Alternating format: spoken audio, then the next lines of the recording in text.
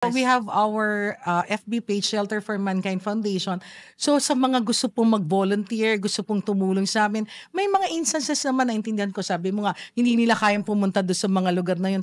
Pwede po kayong tumulong sa amin sa pag-aayos po ng mga photos, sa pag-ano po ng aming mga social media, sa pagtulong po sa amin, sa pag-ano ng mga medicines namin, sa mga pakikipag-coordinate sa mga tao. So madami pong opportunity sa pagtulong. Hindi lang po yung dahil kailangan palagi ka namin kasama. Pwede rin po financial, di Oh, ba? yeah, So yeah. para po That's very important. lalo na po sa mga sa mga gastusin po namin when it comes to building mga daycare, mga kung ano po yung Transport, sa pagpapasay, transport. oh. Pwede rin po yun, malaking pong tulong. So hindi po kami magiging matagal na pong organization kung hindi po dahil sa tulong at tiwala po ng mga tao.